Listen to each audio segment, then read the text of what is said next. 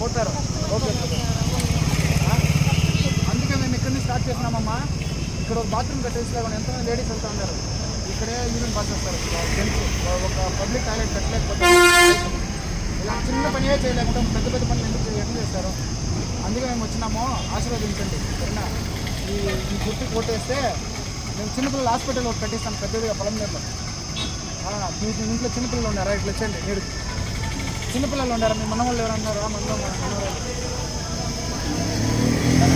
Hospital అది plan చేస్తాను పొలంనేరు. మంచి మంచి చేయాలి అనేసి మేము ముందుకు వచ్చినాము. ఆశీర్వదించండి. మున్సిపల్ ఆఫీస్కి డబ్బులు వస్తుంది. నేను అదే చెప్పేది.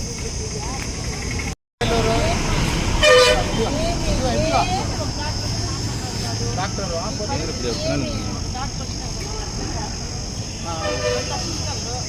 అడ్మిట్ అయి ఉంటే ఎవరు అడగలేదా?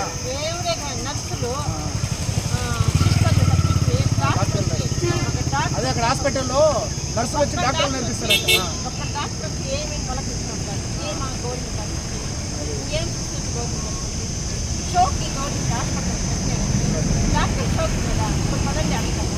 మేము దాని మీద పోరాడుతున్నామమ్మా.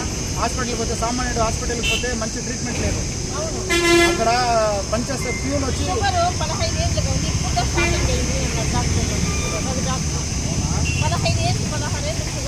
అలాంటి హాస్పిటల్ పెట్టుకుని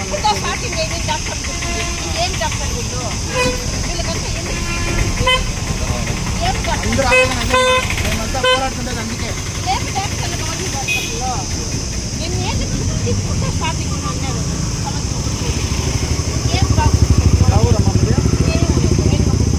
మేము అందుకే పోరాడుతుండేది. ఒక సామాన్యుడికి వచ్చారు మంచి ట్రీట్మెంట్ లేదు. అప్పుడు గవర్నమెంట్ ఎందుకు మనకి? గవర్నమెంట్ ఎందుకు మనం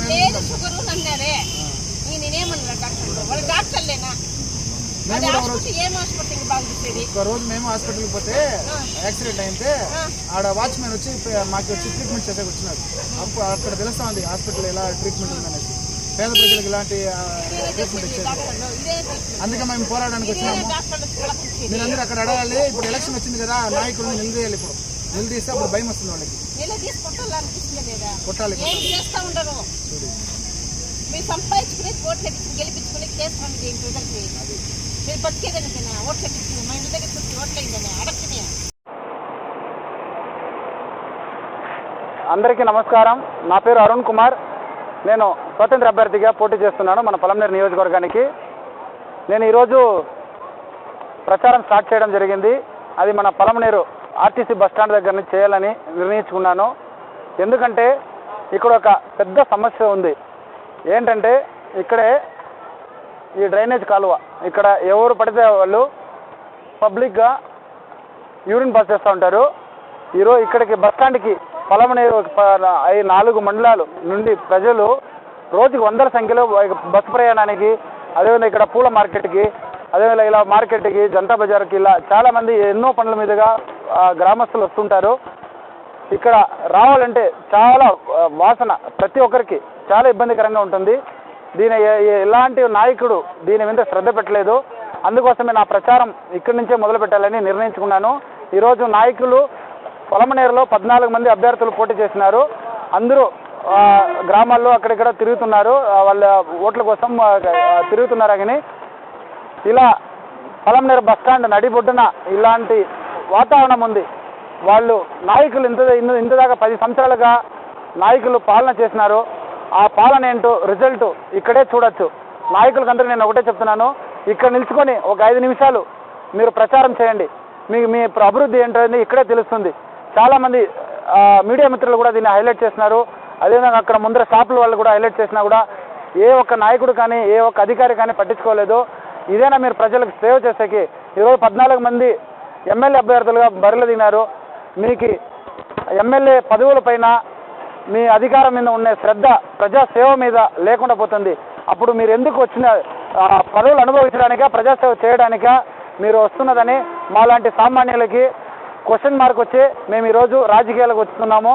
ముఖ్యంగా ఇండిపెండెంట్గా నిలుస్తున్నందుకు ఇందుకే కారణము.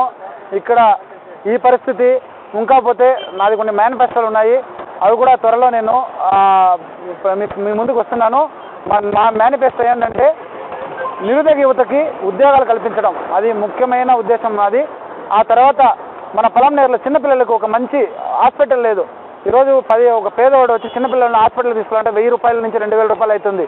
అదే ఒక మంచి హై స్టాండర్డ్ మంచి హాస్పిటల్, మల్టీ స్పెషాలిటీ చిన్నపిల్లల హాస్పిటల్ ఉంటే చిన్నపిల్లలు ప్రతి ఒక్క పేదవాడికి యూస్ఫుల్ అవుతుందనేసి నేను అది పెద్ద మోటివ్గా దాన్ని తీసుకుంటున్నాను.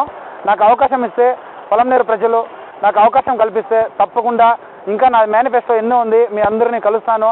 అది చూడండి, మీకు నచ్చితే ఓటు వేయాల్సిందిగా మనస్ఫూర్తిగా కోరుతున్నాను. నేను కరెంటు స్తంభం నా గుర్తు. కరెంటు